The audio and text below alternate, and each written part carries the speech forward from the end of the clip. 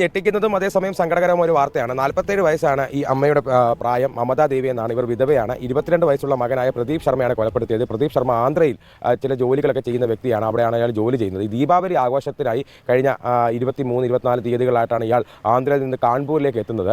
അവിടെ വെച്ചാണ് ഇയാളെ കൊലപ്പെടുത്തുന്നത്. ഈ മമതാ ദേവിയും അവരുടെ കാമുകൻ മായങ്ക് കട്ടിയാർ, ഒപ്പം തന്നെ ഈ മായങ്ക് കട്ടിയാറിൻ്റെ സഹോദരൻ ഋഷി കട്ടിയാർ എന്നിവർ ചേർന്നാണ് ഈ കൊലപാതകം ആസൂത്രണം ചെയ്തത്. ഈ പ്രദീപിൻ്റെ പേരിൽ നിരവധി 2-3 ഇൻഷുറൻസ് പോളിസികളുടെ ഭാഗമായി ഒരു 40 ലക്ഷം രൂപ ലഭിക്കും. അപ്പോൾ അത് ലഭിക്കാൻ വേണ്ടിയാണ് ഈ പ്രദീപിനെ കൊലപ്പെടുത്തിയെന്നുള്ള കാര്യമാണ് പോലീസ് വ്യക്തമാക്കുന്നത്. ഈ അമ്മയെ കാണാനായി എത്തിയ മകനെ ഈ രണ്ടുപേർ ചേർന്ന് മറ്റ് ചില കാര്യങ്ങൾ പറഞ്ഞ് വിളിച്ചുകൊണ്ട് പോവുകയും പിന്നീട് ആളൊഴിഞ്ഞ പ്രദേശത്ത് കൊണ്ടുപോയി ചുറ്റിക വെച്ച് തലക്കടിച്ച് കൊലപ്പെടുത്തുകയുമായിരുന്നു. ഈ അമ്മയുടെ അറിവോടുകൂടിയാണ് ഈ കൊലപാതകം നടത്തിയത് എന്നുള്ള കാര്യമാണ് ഈ പോലീസ് പറയുന്നത്. ഏതായാലും പിന്നീട് ഹൈവേക്ക് സമീപം ഉപേക്ഷിച്ച ഈ മൃതദേഹം പോലീസ് കണ്ടെത്തി. പിന്നീട് ഇവരെ ചോദ്യം ചെയ്ത് ഇവരുടെ ഫോൺ പരിശോധനയിലാണ് ഈ കൊലപാതകത്തിൻ്റെ ആസൂത്രണം പുറത്തു വന്നത്. ഏതായാലും ദീപാവലിക്ക് അമ്മയ്ക്കൊപ്പം ദീപാവലി ആഘോഷിക്കാൻ എത്തിയ 22 വയസ്സുള്ള മകനെയാണ് 47 വയസ്സുള്ള അമ്മയും 2 കാമുകനും ഒപ്പം അവരുടെ സഹോദരനും ചേർന്ന് ക്രൂരമായി ഇൻഷുറൻസ് തുകയ്ക്ക് വേണ്ടി കൊലപ്പെടുത്തിയിരിക്കുന്നത്.